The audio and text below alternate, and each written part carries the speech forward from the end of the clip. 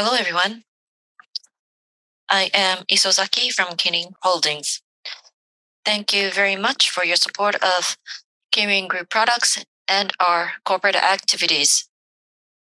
This is the 5th year that we have held Investor Day, and we are pleased to have another opportunity to discuss KIRIN Group's growth strategy with the investors and analysts.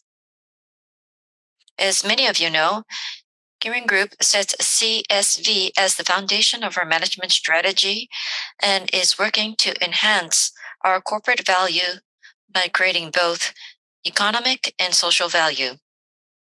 We have continuously held the two events, Investor Day and CSV Day, to demonstrate our commitments. Today's Investor Day is an opportunity for us to discuss the medium to long-term strategies of the major businesses in our group. We have already explained how each business is trying to create value based on its strategy at the financial results presentation, but this is an opportunity for us to explain in more detail. As the group CEO, I believe it is very important that those responsible for each business also have the opportunity to directly interact with the capital market and that this cycle be applied to the management of their business. In addition, we have recently seen an increase in investors who wish to engage with our non-executive directors. In order to achieve an even higher quality of corporate governance, KIRIN Group's non-executive directors are diverse and highly experienced, and we would like to provide an opportunity for non-executive directors to share their perspectives. On the other hand, this is not enough to show the full view of KIRIN Group's value creation. As I mentioned earlier, we have set CSV as the foundation of our management strategy, and we have been presenting our progress at CSV Day. KIRIN's updates on ESG, which has been evolving each year with new initiatives, have been well received by the capital market. Last year, we presented our human capital strategy, and we find this as an opportunity to explain the organizational capabilities to form the foundation for innovation that is critical in the group's value creation. We will continue to present our value creation strategy in this year. As the first half of this fiscal year comes to an end, I would like to summarize the management challenges we are currently facing. Although the steep rise in raw material and fuel costs since last year, as well as inflation and wage increases in the various markets have had a significant impact on our business, we have been able to minimize the impact on our performance through price revisions and ongoing cost reductions, including the first price increase in Japan in 14 years. Two major progresses were also made in the changes to our business portfolio. First is the completion of our exit from the Myanmar business, which took 2 years from February 2021.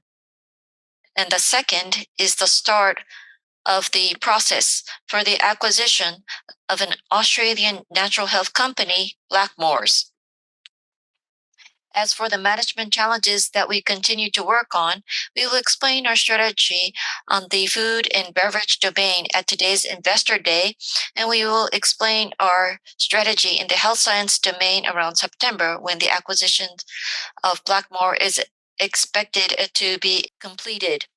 As for the proposed acquisitions of Blackmores announced in April, I fully feel that bringing this company into the KIRIN Group is a very important piece of the puzzle that will help us achieve the vision that KIRIN Group is aiming for.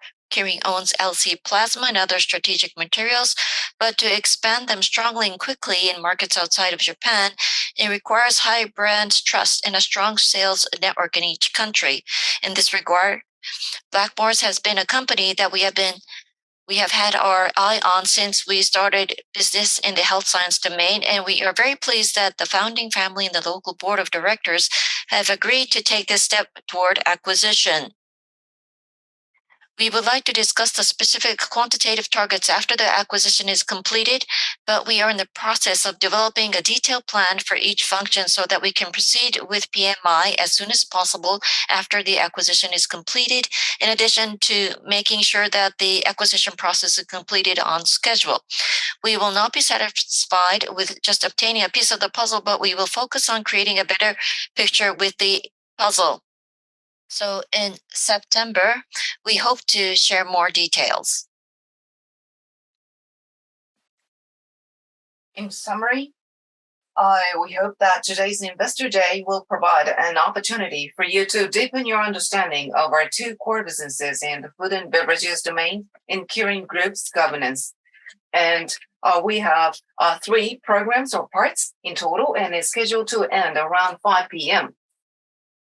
Now, firstly, I would like to introduce to you Mr. Horiguchi, President and CEO of KIRIN Brewery, will explain the growth strategy of KIRIN Brewery's craft beer business.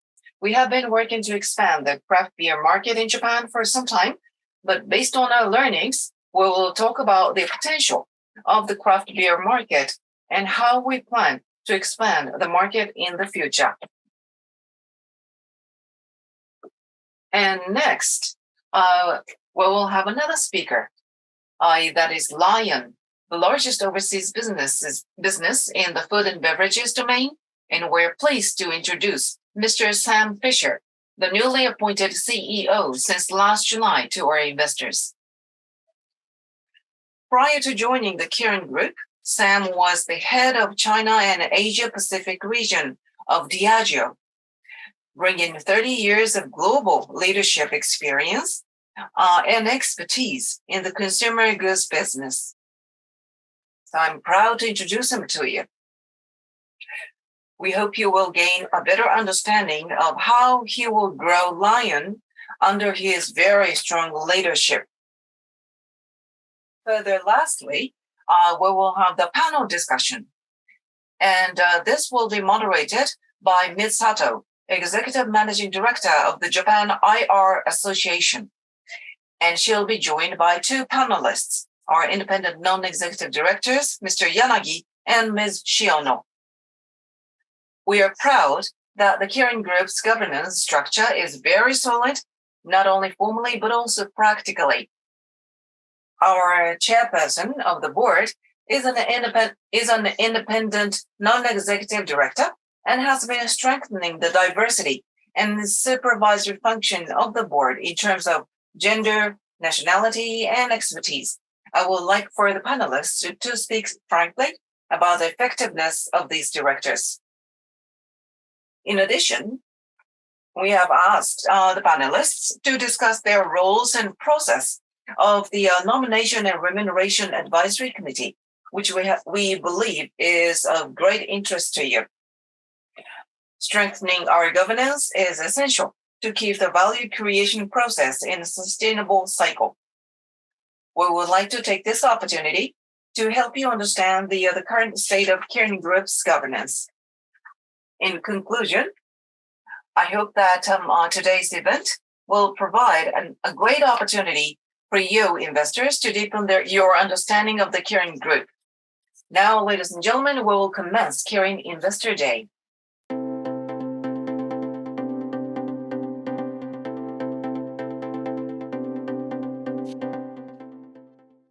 Good afternoon.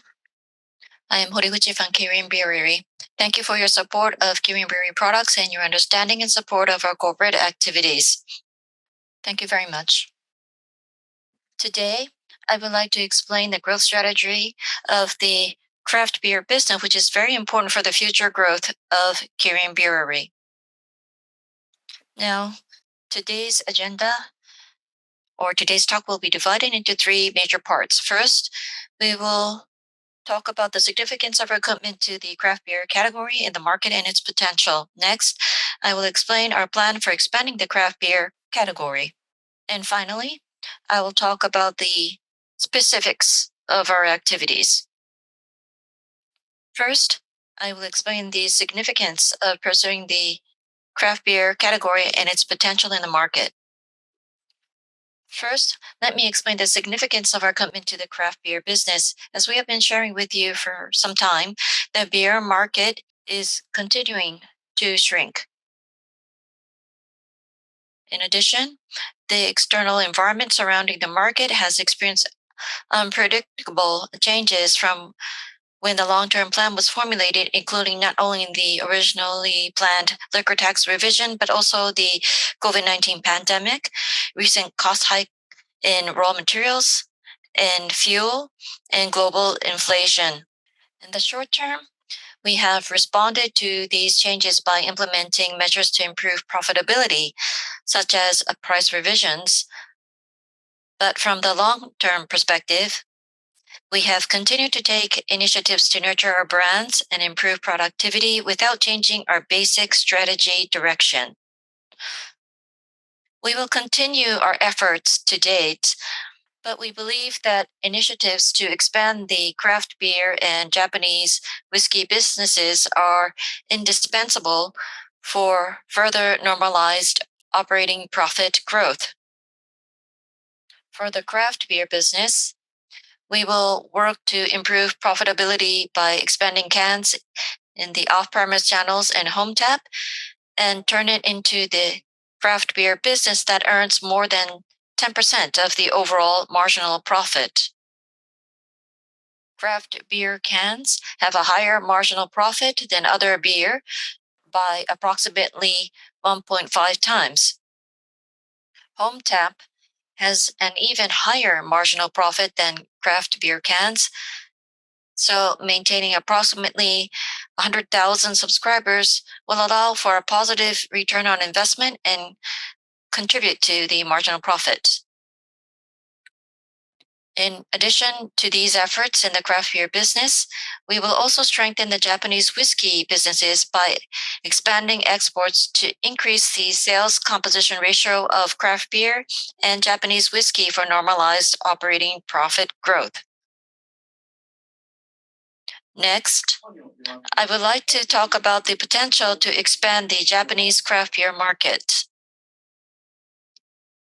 The number of craft breweries in Japan has grown by 3.5 times to 700 locations compared to 2010 and is continuing to increase, and the beer market is becoming more diverse and craft beer oriented. We have found the consumers' interest in craft beer has increased over time due to the diversification of tastes.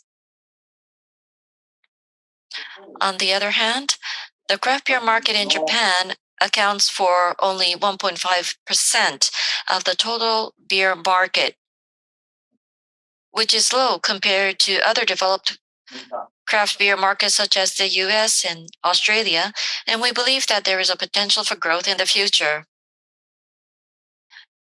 Now I will explain how we actually plan to expand the craft beer category. As mentioned at last year's Investor Day, we are expanding the craft beer category so that by 2027 it will account for more than 4% of the total beer market. And we hope to acquire about half of that share.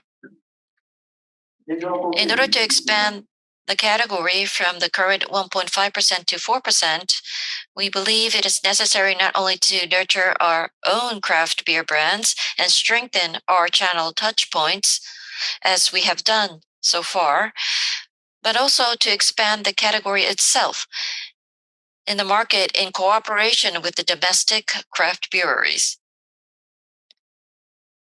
It may be difficult to get a sense of the scale of the 4% of the beer market. So this slide shows the size of the craft beer market in terms of the number of people who drink craft beer. In reality, we have segmented the consumers in more detail, but the general idea is to divide the consumers into 3 segments: non-craft drinkers, entry-level craft beer drinkers, and fans, based on the frequency with which they drink craft beer. To further expand the craft beer category, we believe it is necessary to encourage behavioral change in each consumer segment. Specifically, we will expand the craft beer market by attracting entry-level craft beer drinkers and to increase the frequency of drinking per capita by attracting craft beer fans. From this year, in order to expand the category, our priority will be to increase the number of entry-level craft drinkers defined as those who drink craft beer at least once a month. We will focus on the non-craft drinkers, a consumer segment that has never consumed craft beer in the past year or is unaware of it. This year, we are focusing on non-craft beer drinkers, but in order to encourage non-craft beer drinkers to enter the craft beer market, we need to change the current insights of our consumers, and this is a major barrier. Currently, craft beer drinkers' perception of craft beer is that I know what it is, but I don't know how it's different from regular beer, or I don't know where to buy it or what to choose, or I didn't like the taste of the first craft beer I tried. Craft beer is considered as a difficult and niche beer for them. We have identified 4 areas in which we believe craft beer should pursue to overcome this perception.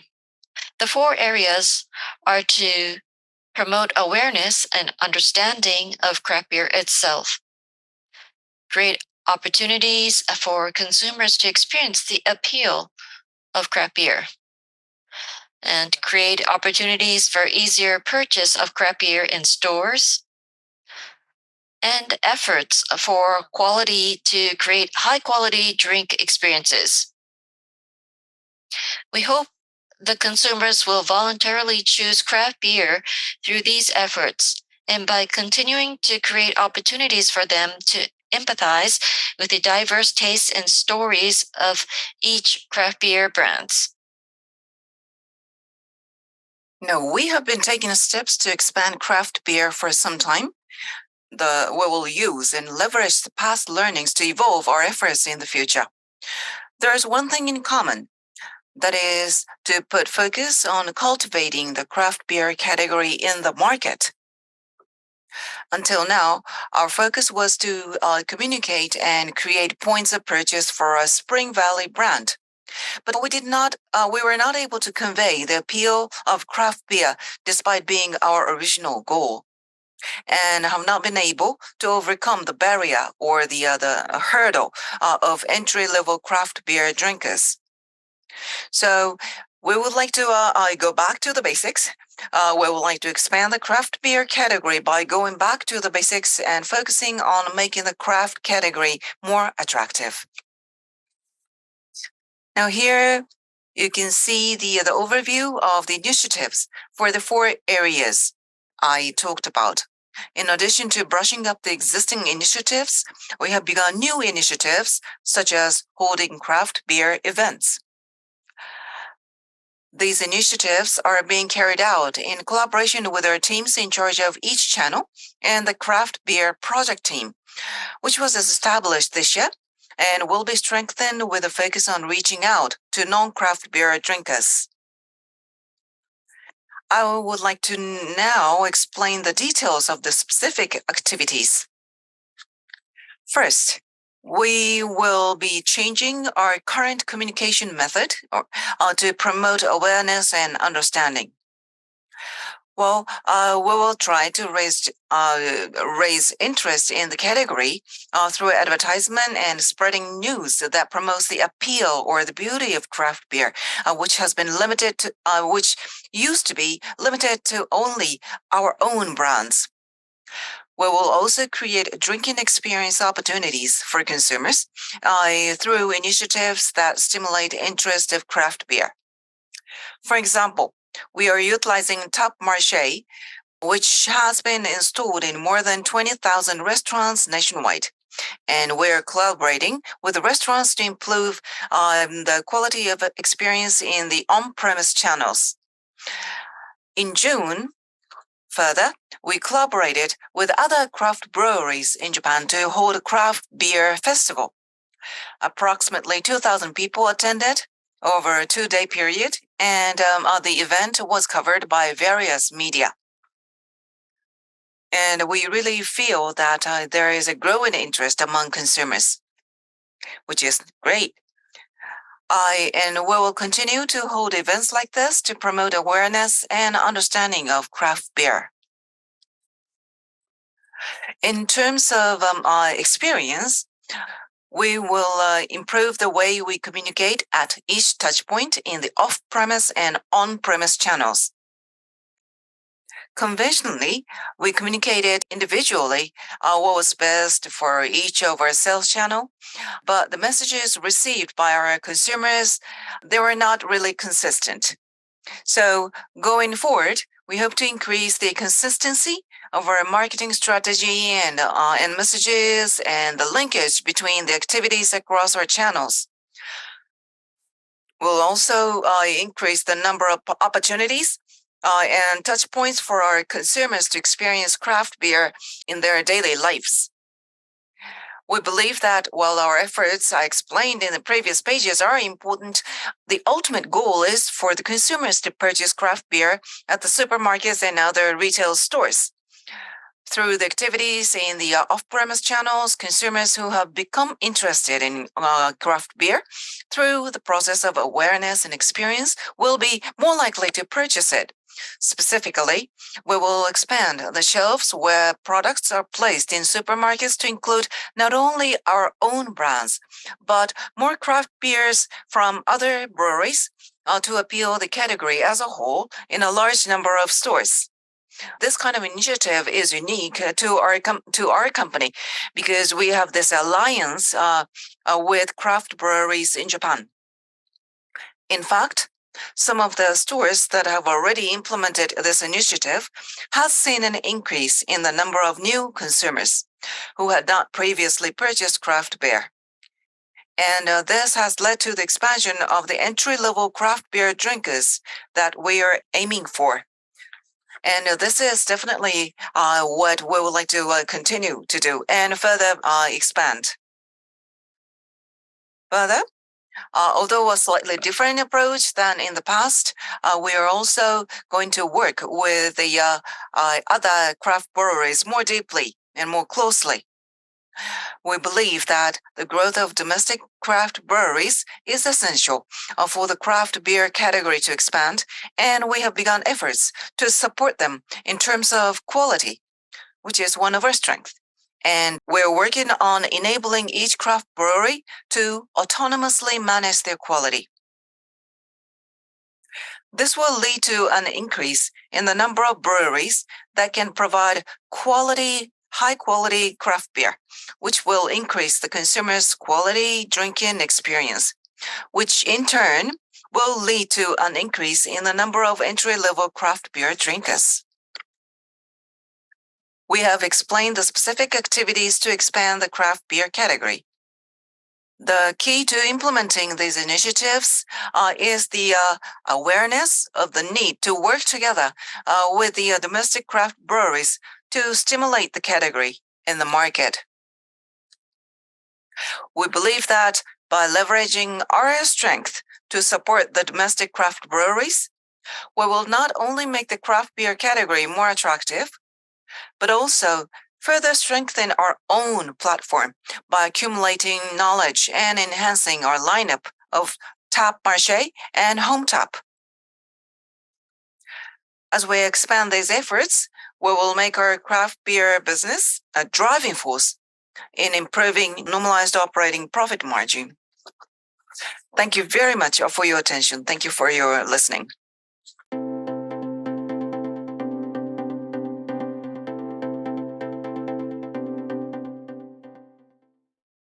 Thank you very much. Thank you very much for allowing me the chance to come and talk to you in relation to Lion's new era of growth. My name is Sam Fisher. I've recently joined KIRIN and Lion for approximately 12 months. Before I start to just outline a little bit about kind of how we're thinking about growth into the future and our growth algorithm, I think it is useful for us to reflect a little bit on the market dynamics that we face across the patch of Lion. And really, Lion is 3 geographies. It's Australia, it's New Zealand, and it's the very important craft business and wine businesses that we've got in the US. I think the current environment presents us with various challenges, as both Hide-san and Isezaki-san have outlined, be it the changing consumer preferences, the competitive intensification we're seeing across our markets, a challenging macroeconomic outlook, or our increased cost base. All of these factors, I think, are creating a quite challenging outlook. And really, as we think about our growth algorithm, it's all about how we navigate these challenges to ensure that we grow. The alcohol market outlook has softened across our key geographic markets as well. This is the chart you can see on the slide, really does show some of the challenges we're seeing at a category level. And I will also talk a little bit about how we plan to grow in these categories. We will push to win share in our core beer category, and we are going to challenge ourselves to accelerate growth in some adjacent categories, such as RTDs. I think one of the things that we see through this challenge as well with our new operating model, which I will outline, is that these market dynamics also present us with opportunities to maximize our potential and to emerge as a stronger, more agile and successful organization. If we go on to the next slide, as I've kind of looked at the business going forward, we've also looked at our vision and our focus. And really our vision is to usher a new era of growth in adult beverages, driven by culturally enduring brands that bring joy to every adult social occasion. So this new era of growth in adult beverages is intentionally a broad definition, as is culturally enduring brands, because we recognize that having brands that resonate with target consumers will be the key to our future growth. The vision serves as the foundation of our business and will be in service of 2 key outcomes. The first is to drive really strong financial performance, and we are confident that our strategic approach will drive top-line growth, translating into operating profit leverage through margin expansion, enabling Lion to deliver consistent profitability and increased return on investment. Our financial performance is also crucial to Lion's commitment as a force for good. We aim to lead in ESG practices by reducing our environmental impact and integrating sustainability principles across our entire operation. In fact, Lion has done a really good job in our ESG practices in the past, and we plan to continue to drive further growth on that great work. We will continue prioritizing diversity, equity, and inclusivity. Additionally, we strive to make a positive impact in the communities where we operate. Lastly, we are dedicated to strengthening governance practices, prioritizing long-term thinking and ethical decision-making for the sustainability and success of our business. So now we come to our growth algorithm, and we've really been trying to work on, what is our growth formula to deliver long-term and sustainable growth. And our growth algorithm serves as the engine for the enterprise. And through flawless execution from the engine, we will deliver our financial and non-financial force for good ambitions.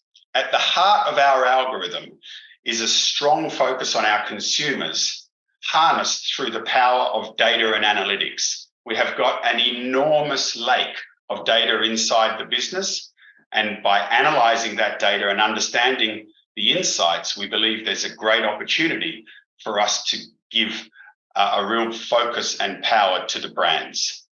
Recognizing the ever-changing consumer landscape, We understand the significance of culturally connected brands. This is what I've talked a little bit about previously. That's why we are fully committed to supporting our brands with bold investments, consumer insights, and relentless innovation. Innovation allows us a bridge to stay relevant as the consumer changes. Leveraging our brands and sales execution capabilities, we aim to create demand for our customers by delivering in the right products at the right price, in the right place, at the right time. So culturally connected brands leverage through sales execution capabilities. And again, the third part of this algorithm is really by driving operational efficiencies. We will fuel investment in our brands to win in the market with our customers and our consumers. So this operating efficiency is what will be the fuel for our growth. Simultaneously, we will invest in building capabilities that support our long-term growth, positioning us for sustained success in this rapidly evolving marketplace. The synergy between our people and technology, the connection, serves to further power the algorithm. I'm now just going to pull the algorithm apart a little bit and focus on the specific segments. The first is our brands. And by strategically investing in our brands and embracing innovation, we aim to strengthen our competitive position, to further capture market opportunities and deliver sustainable growth and value, predominantly through market share and beating the competition. Our focus lies in driving meaning, difference, and salience through marquee brands. And we are making bold investments behind a compelling brand portfolio grounded in consumer connection. In Australia, we are seeing green shoots behind our upweight in marketing investment, with Forex, our Queensland brand, reclaiming the #1 brand power in that state, and Hahn outperforming its revenue target by growing in brand power across all of Australia. So some really positive signs that our investments are showing growth potential. In New Zealand, Speight's remains the #1 local beer, and we are growing our share in the RTD category. So again, this investment showing some really positive signs in our share position in New Zealand. And in the US, we are making headway with New Belgium. Our New Belgium brewery brands are really leading the beer category with growth nationally, and Voodoo Ranger continues to defy slow growth in the category of US craft. So Voodoo Ranger, Fruit Force, and Bell's also doing really well for us in the craft segment in the US. As consumer preferences and market dynamics evolve, we are staying ahead by actively pursuing targeted innovation and investment in adjacencies that complement our core brands. This strategic approach expands our reach, captures additional market share, and leverages our existing brand equity. And for example, in Australia, Hahn Ultra Low Carb was the first to market in the ultra low carb category, ranged nationally in all of our customers, and it's been greatly assisting Hahn's growth. We know that ultra is a really relevant category. We've seen it in New Zealand through Speight's and Steinlager, and we've seen it in the US through Mick Ultra, which is again one of the fastest growing beers. So in Australia, we're trying to lead the introduction of better for you beer through Hahn Low Carb, and early signs are really positive. In New Zealand, we've launched Byron Bay Ultra RTD as a new innovation. It's done really well and supported the share growth that we've seen in RTD in New Zealand. And again, it's helping us to achieve 22% of our category share in New Zealand. #3 brand in the segment, which is really amazing given the recency of the launch. And Max was also the #1 new product developed craft beer launch in 2022. So innovation really fueling the performance of our business in New Zealand. And again, I talked about Voodoo's Fruit Force in the US, it's the #1 new brand launch year to date for the entire US beer category. So the strength of Voodoo Ranger and Voodoo Ranger innovation really driving our performance in the US. And we are further expanding into RTDs in the US with the launch of Wild Nectar Hard Juice. So again, looking at adjacent categories where we know there's growth and using innovation to allow us to access. Just diving deeper into our brands, I'll try not to repeat myself here, but we are starting to see some of the green shoots as a result of the upweight in our brand investment across 4 key brands in Australia. I talked about the momentum of the 145-year-old icon, which is XXXX, to be the first choice among 25 to 34-year-olds in Queensland. XXXX has reclaimed the #1 beer in brand power in Queensland since July 2022, and we have experienced its strongest quarterly market share growth since January 2020. So XXXX, on the back of our increased investments, is starting to show some significant growth potential.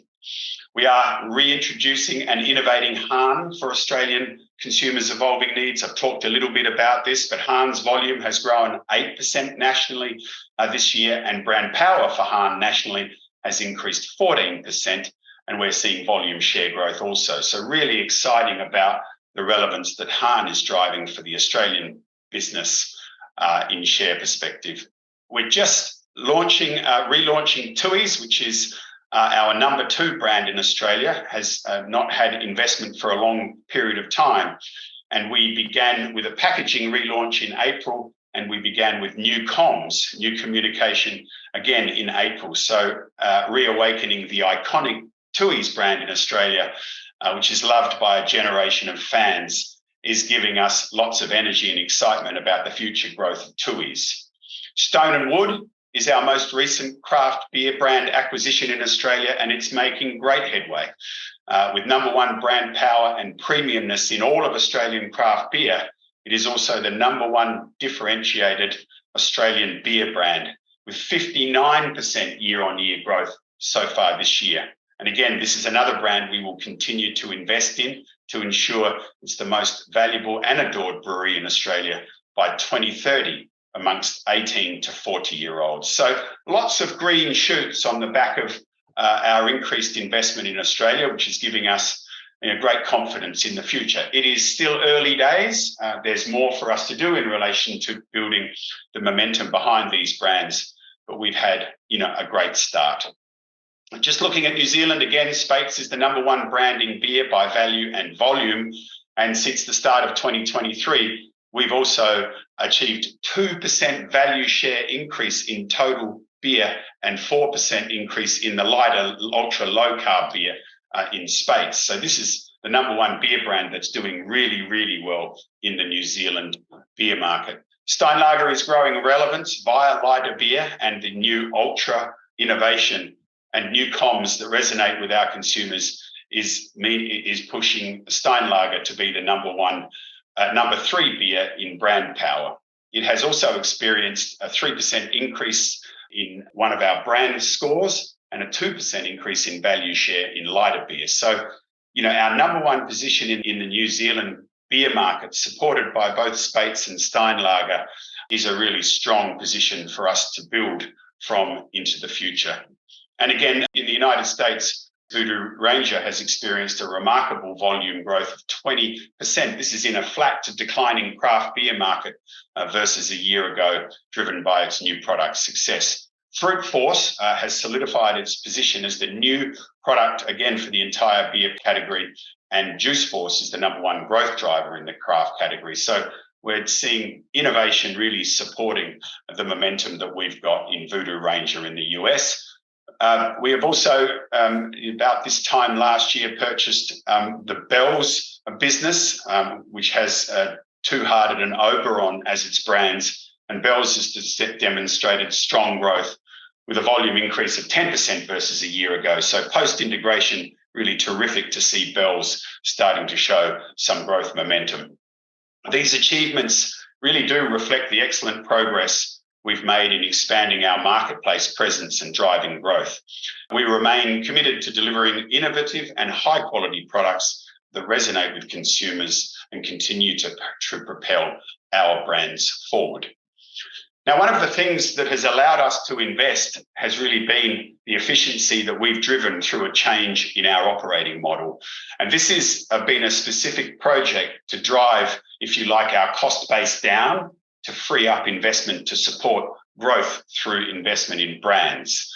Again, we have really identified a significant opportunity to transform our operations, and we are implementing a game-changing transformation to reset our cost base, unlock investment to protect and build our legacy. Our new operating model will reshape the way we work, enabling us to respond to market conditions, market volatility at pace, allow us to reduce costs, and ultimately allow us to enhance overall efficiencies. We're going to do this by streamlining our organisation, removing unnecessary complexity, and really simplifying processes. We're also going to do this by allocating more capital, towards some of our growth capabilities and opportunities. We're going to do this by leveraging data and digital technologies that enhance the consumer experience. And we're going to do this by empowering our marketplace teams to really drive results. This autonomy and empowerment through distinct geographic units is one of the keys to driving the accountability that we think will deliver wonderful results. And finally, as I've mentioned, we're going to do this by increasing the investment in our brands as a result of the funds that we've released through our efficiency. We're going to achieve this by reorganizing our business into empowered end-to-end accountable entities supported by lean and focused shared functions, eliminating non-value-added processes and right-sizing the organisation to achieve cost savings, and by strengthening capabilities in innovation and technology. Through these initiatives, we are targeting a reduction in our SG&A to what we think is a competitive industry benchmark of approximately 18% of net sales revenue by fiscal year 25. So just moving on to slide 9, this is just recognising that as we look at our operating model, that innovation is going to be a key driver of growth into the future, because the operating model is going to serve as the key to unlocking additional investments. And it's also going to enable us to invest in our innovation capabilities.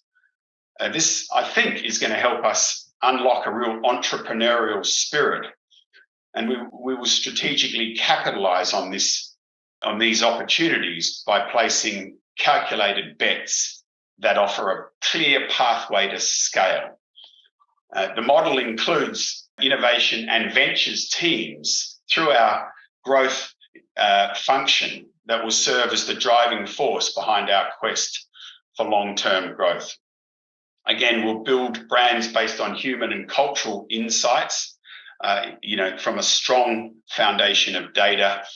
We'll work with KIRIN, again, to accelerate our growth in RTDs. We've already done this, but we recognise KIRIN has got a really significant capability in RTD.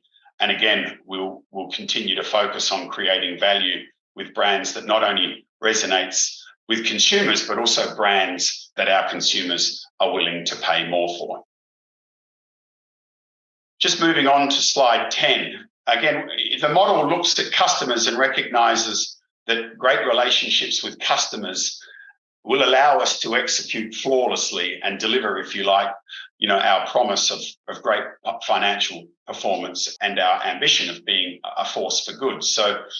So we do remain committed to delivering value to our customers, to capturing market opportunities and delivering, great financial returns by ensuring that we have the right products, the right price, the right time. In Australia, our game-changing sales execution really is driving top-line growth. This customer-centric approach allows us to segment customers at a much deeper level and tailor our product offerings and pricing strategies to the unique preferences of customers in different sub-regions and channels. And I have really been to what we call our trimester briefings, and the focus that we have brought to individual geographies within countries and our brand strategies, I think is making a real difference to our customers' ability to execute. So I think this is really significant for us in the new model. Again, if I look at New Zealand, this revenue growth management, where we're looking at the investment in customers and making sure that it drives, stronger brand strength and better financial outcomes, is again unlocking significant growth potential and driving some real revenue upside. The US, it's been actually all about expanding our capacity and manufacturing so that we've got enough product to support our customers with, because of the momentum that we've built behind Voodoo Ranger and the Bells and Flat Tire brands. So, I really think that for us, the acquisition that we've made in the US to support capacity has been a key growth driver for our customers. On slide 11, again, this people and technology, element which sits inside the algorithm, I think is really critical. We believe that data centricity, analytics, artificial intelligence, all of the things that is powering the world will be critical to our future success. We have got a lot of data inside of our business, and we're building capability with our teams through our focus in growth to analyze that data and make sure that it gives us insight and foresight so we can start to innovate and respond to what we see as the biggest customer and consumer opportunities. So really wonderful, progressive way that we're trying to lead, if you like, our future. The analytics piece is allowing us already to get a deeper understanding of our customers and our consumers, and we're driving innovation off what we're learning from that analytics. There's lots for us to do in relation to our people and making sure we've got the right capability to understand, analyze, and use that data. And we're investing through the operating model inside of our organization to build that capability. And technology in all of our businesses, I think we've got wonderful technology, and there's a terrific opportunity for us to use that technology to not only innovate, but also to streamline operations, improve efficiency, and deliver enhanced experience for our customers. So we really think that the technology is going to be crucial to our future growth.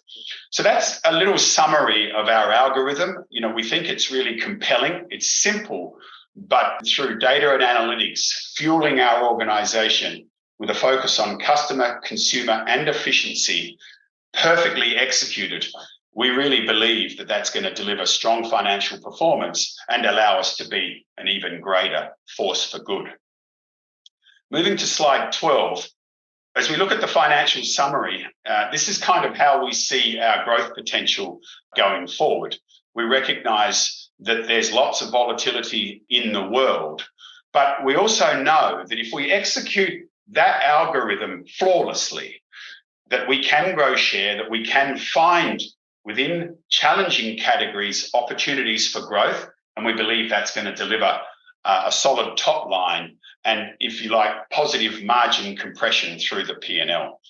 Our goal is to grow our NSR between 3 and 6% CAGR between 22 and 25, and our goal is to grow our NOT margin from 12%, which it was in 2022, up between 14 and 17% in 2025. We believe that growth algorithm positions us well to do that. Finally, on slide 13, just a little summary of the Force for Good, and I've talked a little bit about this previously. Lots of great work done by Lion in this area, and we're going to continue to be a force for good for the people and the planet. We remain committed to producing immediate and enduring benefits for society, for our people, and for the environment. And when we think about the environment, we will continue to collaborate across our supply chain to support a healthy planet by minimizing water use, by reducing carbon emissions, and by promoting a circular economy for all of our packaging. When it comes to our social impact, we will be guided by our core purpose of championing sociability and helping people to live well.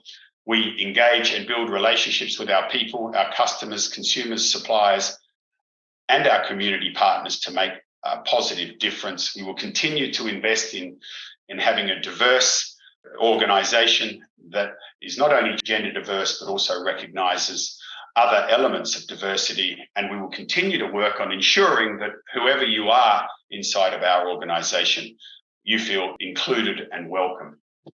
Finally, our governance practices will help people across the businesses make choices that create a positive work environment, earn the trust of our customers and our partners, and build a business that is sustainable and profitable and contributes to a better world.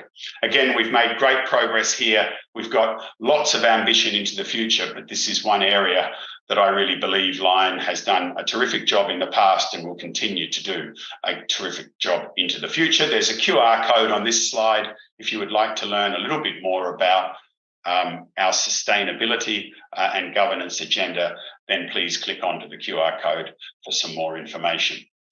So I hope that's given you an insight into the growth algorithm that we've got for Lion that we think allows us to navigate the challenging external environment in a way that is progressive, unique, and new. It will be fueled by efficiency, brands, and innovation, and our customers, and a true focus on perfect execution.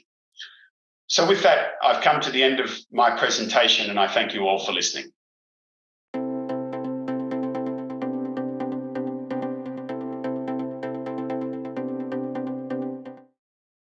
Good afternoon. I am the moderator, Sato, from the Japan IR Association. I would like to ask Yanagi-san and Shiono-san's cooperation. So we would like to go over corporate governance that supports the future growth. So these are the aspects that we would like to cover today. First, I would like to go over the effectiveness of the board of directors. Investors are probably very much interested in this aspect. So I would like to go over my first question. In KIRIN Holdings, the growth investments at the board of directors, what type of discussions are taking place? And if you will reflect on the growth investments that have taken place in the past, what are your thoughts? At KIRIN, proactively investments are made in other countries. And at the investor days 2 times ago, I think we talked about this, about Brazil and Australia, Brazil and China and Myanmar. And I have an impression that withdrawals are taking place. So I think investors wondering whether you are reflecting on the past appropriately. So Yanagi-san, can you start? This is Yanagi. Excuse me. So as it was explained at the board, we have been reflecting on the past. Currently, at the board of directors at KIRIN, different transformations are taking place. And I think there's one good example. At the board of directors, if you think about the formation and the contents, I would like to go over those aspects. Regarding the formation, the members, as it was explained, there are 5 internal and 7 out external. And when it comes to expertise and gender, and there's also 2 non-Japanese members. So I think it's very diverse. As a result, when it comes to perspectives, I think there's an expansion. That's what I feel. And the collaboration between internal and external is going very well. That's my impression. And also, if you look at the agendas, the business perspective, and also the functional perspective, the horizontal perspective for different agendas, the business are being verified and the functionalities are also being checked. Both are being checked. I think overall for the business strategies, verifications, validations, I think this is a very good activity. Adding to that, the operations have been improved by the Secretariat and the BOD meetings. was mainly a reporting opportunity, but now it's more of a discussion forum. And I think in the past 2 years, we have seen that shift. And also for the content, for the vertical aspects, the structural transformation and the growth strategies are being looked at. And the structural reform, the past M&As, and that was during the phase where we were thinking about growth and different investments were being made. In the past couple of years, this has been revisited, and we have reorganized and withdrawn. Both decisions were made at the BOD. It's been 4 years, and I think 4 withdrawals took place. The last one was Myanmar. We didn't want to withdraw, but we had to.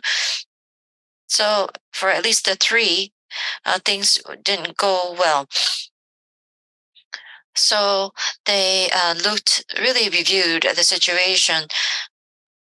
The strategy, big picture was well established, and the value creation with synergy, they looked at the progress with it, and they also looked at the processes. They do diligence and PMI and the startup consistency. So for me personally, I think I learned a lot. That is because this is just my personal impression. And also for the growth strategy, at the different business aspects, different investments, and the Blackmore is a representative. The next M&A is already making progress. And like I said, the past was reviewed and the knowledge was leveraged. Learnings were leveraged. So I think that is taking place. And horizontally, the functional validations, especially when it comes to R&D and QA and marketing, at the executive meetings, the discussion points are being checked, and the themes for different functions are being enhanced. So that's the type of process that has been laid out. So I think organically, the vertical and horizontal activities or perspectives are being woven together. So I think that is the types of changes that I've observed.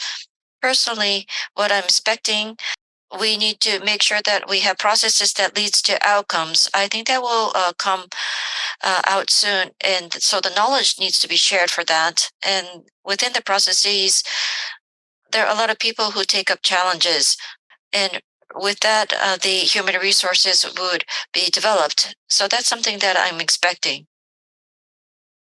Yes, thank you. So reviewing the past, and at KIRIN Holdings, changes are being made. And you talked about the vertical and the horizontal, the businesses and the functionalities are being combined, and discussions are taking place for those 2 aspects. So that's, I think, was explained. And Yanagi-san, at the end, you talked about Australia, the Blackmore acquisition. Specifically, Isozaki-san said that the specific strategy will explain after the acquisition is completed. But for the announcement of the acquisitions, what kind of discussions took place? Shiono-san, can you talk about this? This is Shiono, thank you. So Mr. Yanagi talked about this. There was a passionate discussion for this.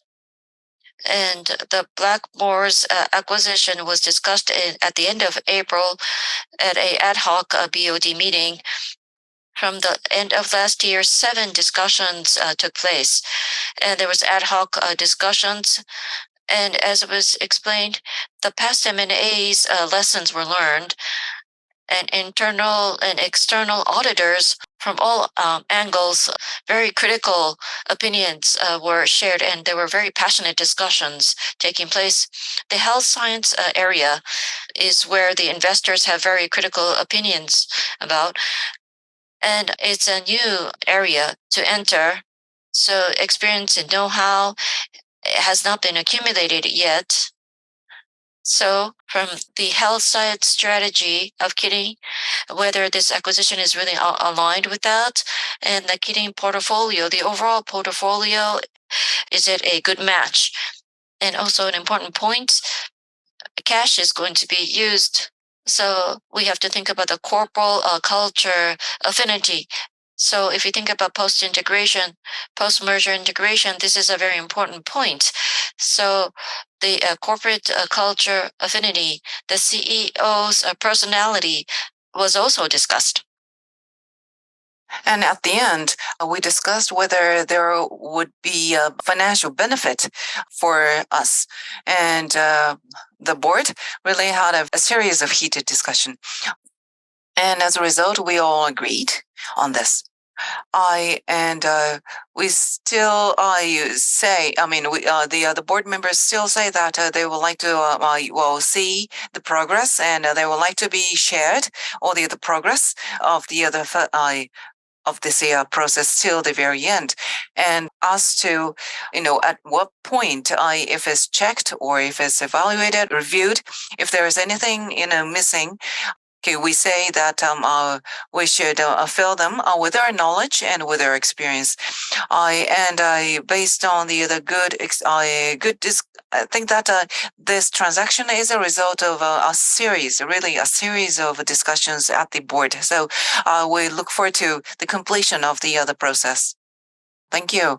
So you had 7 sessions of discussion, and with so many different people with different backgrounds. And so there are many opinions from different perspectives. You discussed whether there was a affinity between the two, cultural affinity between the two companies. You also discussed whether there would be a financial benefit to this merger. Okay. Very good. Well, Blackmores is a health science company. And I would say that you expected more growth out of that. Now, Kirin, you have this brewery or beer business, food and beverage business. And while expanding the profitability of this domain, and in addition to that, I presume that you're trying to have another domain like health science to be another big driving force. I guess that driving force, the investors are wondering whether you really have this capability, or you really have the power and capability and capability of doing all that. Well, a strategic execution ability, that is a very important point for a business owner. And we have the health science as a new domain, yes, as you mentioned. And in case of health science, we have LC plasma. It's a seed for a new business. Of course, we can nurture it. It's a seed. And this is a seed. Therefore, we can even leverage it in our food and beverage domain. And so at the board, we look at the total portfolio. And we have had a very active discussion on this. And we have discussed what a portfolio of Kirin should be. That we also have discussed. Well, only on this portfolio strategy, we had 5 discussions, 5 sessions, I think. And so in half of the board meetings, we have discussed that. Now, this as an example, this LC plasma, the seed has been sowed in many areas, and we also have discussed whether we can, utilize it or leverage it in the existing domain. And Oishi Meiki Care, I mean, good taste immuno care. Okay, we have this series, and that has been used for different products. For instance, think about Kirin beverage.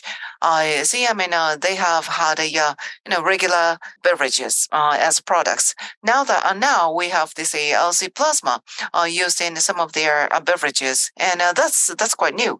And so we thought that LC plasma could be a great seed for health science, but it now is used also for the other beverages at Kirin Beverage, and that was something new. I mean, we are seeing the decreasing the population. We are seeing the rising manufacturing costs, and we also are faced with all these difficulties in the market. But the LC plasma, the seed, of course, is used in a yogurt product as well, and now it's been working quite well. And so it's a added. Now this LC plasma is an added value too. And also last year, we had a visit to Kyohakko. We also had a visit with Koiwai Dairy. And we have been discussing how we can utilize this seed, LC plasma, in their products. And I think that this is a business model that we can accelerate further in the future. Thank you. Yanagi-san, do you have a comment?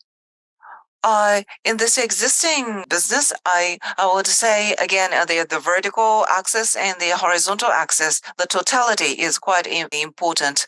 When I see different businesses, different companies, I try to see where they're going in terms of totality. Of course, all these businesses and companies are trying to make profitability, so they're likely to focus on the vertical axis. But good companies great companies are also focusing on their horizontal axis, which is functionality. So now back to Kirin. I think that in the existing businesses of Kirin, I think that what is mentioned is very important, and so. And I would like to talk about two things. One is perspective. The vertical axis is about business. And today we heard the presentation of Kirin Brewery and Lion. And they raised some challenges respectively. But in addition, I think that we are now looking at some synergy examples among the other different businesses, among the different companies. And I think that there can be a supplementary kind of my growth model we're seeing. In case of technology, in case of marketing, I think that the synergy effect is quite good, and but this synergy effect needs to be well verified. As for the horizontal axis, see, Kirin is a multi-brand and multi-product company. It's quite a typical example. So whether as to up to what extent is philosophy penetrated, is philosophy understood? Okay, that also can be needs to be verified. That's another perspective we need to have. Another perspective is related to us, the board. We also talk about three aspects, and in addition, we put people as the fourth aspect. The distance among them should be closer, and really for that we need to work more close in the field. Actually, if I may share with you our experiences. Okay, one thing about sales activities, Kirin Brewery and Kirin Beverage, they have very diverse channels, and they have different channels and different philosophies and strategies. All these you have to be in the field in order to understand all these. I have spent more than 40 years in my business, and I really say I have to tell you that you really have to be in the field to understand that. In the R&D, you have the Shonan I Park and Yokohama R&D Research Center, and in these research centers, they are trying to challenge themselves to actualize the fusion or integration of food and seas. And what is quite noteworthy and was something that I remember very well is something in the pharmaceutical area. Okay, they have their functional input and output, which they can really evaluate, and also they are better capability of making a prototype, and so they're really good, getting better functionality in their capabilities, I would say. And for the production side, Yamaguchi and Kawakiri in Takasaki, and for beer, Torite, Yokohama, and Kobe. The group core beer factories moving smoothly, operating smoothly, and we hope that you can visit Kobe factory. Product technologies and management and sustainability, all in all aspects, it's a very good flagship plant. Especially for the past 10 something years, Kirin Brewery has been consolidating the factories. I think the past 10 years journey is very clear, and I think it's leading to very good outcomes. And you might think that there might be limitations, but they do take up new challenges, and hopefully you can create an opportunity to visit the plant. And lastly, what I'm expecting. So now we're seeing global expansion and global human resources, human capital is growing or developing, and a good active culture is being nurtured.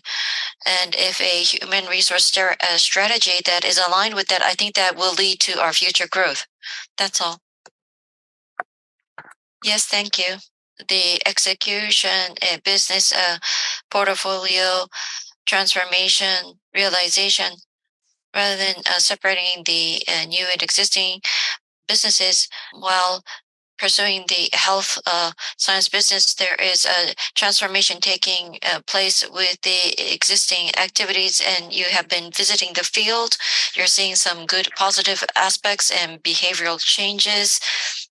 So, Anagi-san, you talked about wishing to have the investors visit the factory.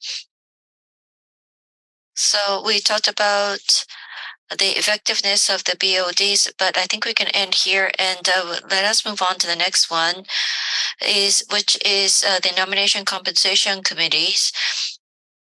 At the opening remarks, Mr. Isozaki talked about this. In the long run, for sustainable growth, the management team needs to be well established, and that is why the nomination and compensation committees are in place. Please let us know what kind of activities are taking place, because you are members of the committees. Shiono-san, can you start? Yes, thank you.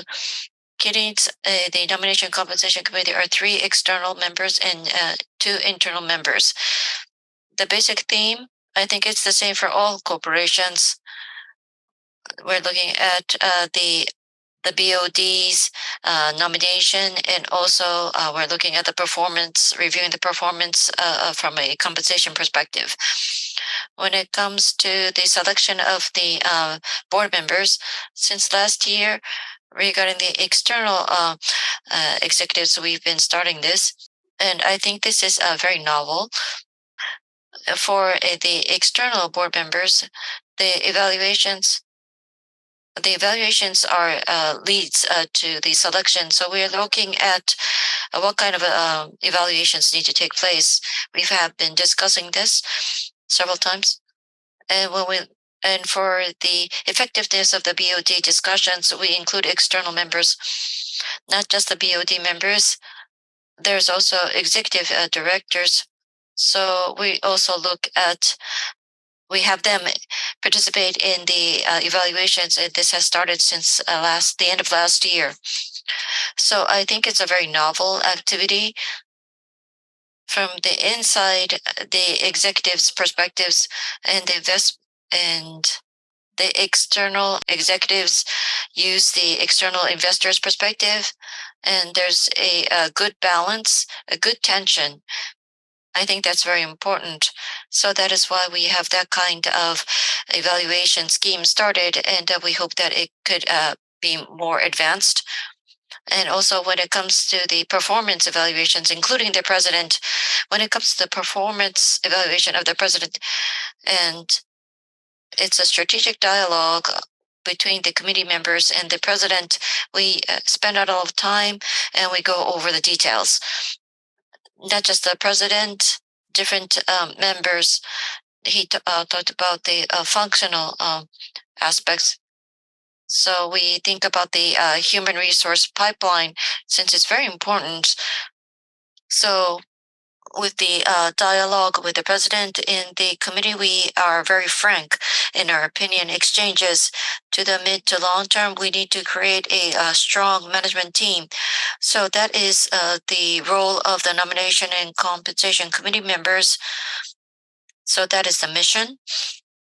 So creating the schemes and human resource development are aspects that need to be advanced. So that is the challenge that needs to be taken up. Yes, thank you. Mr. Yanagi, please.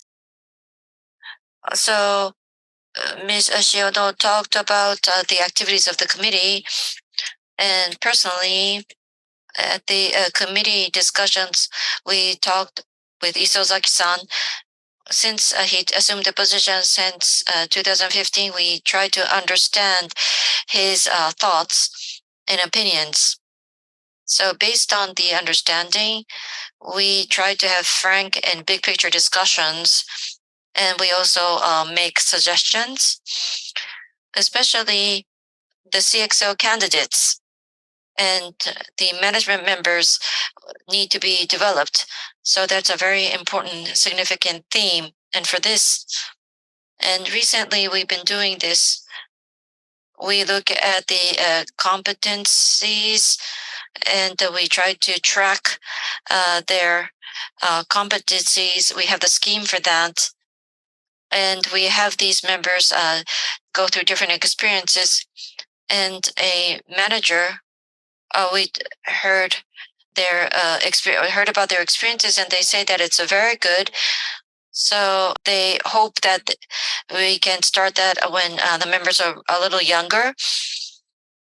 And also within KIRIN, the president, and there's also the group president meeting, and I participate in that. My impression of those, the KIRIN members are very intelligent, but there are people who use their right side of the brain, and they are very frank in their opinions. They are very capable in their discussions, and there are many leaders being developed out of this. And also, having them going through different experiences, you have to really create opportunities for that. So I think you have to look at the strategies of HR. So you have to think about with people with strategic minds. There are people who do have that kind of mindset and some that don't. But when it comes to the KIRIN members, I think the corporate culture allows for people to have strategic minds. Of course, at the end, Isozaki-san will have to make a decision as to when he hands over to the next person. And I have done that. And so I know what it is like. It's not just a simple succession. I think that he has to succeed. He has to hand over so much, a lot to the next person. And before that succession takes place, I think that we need to make sure that we prepare enough for that. Okay, so from the mid and long term perspective, and also from the fairly short term perspective, I heard that quite good views from two of you. Thank you.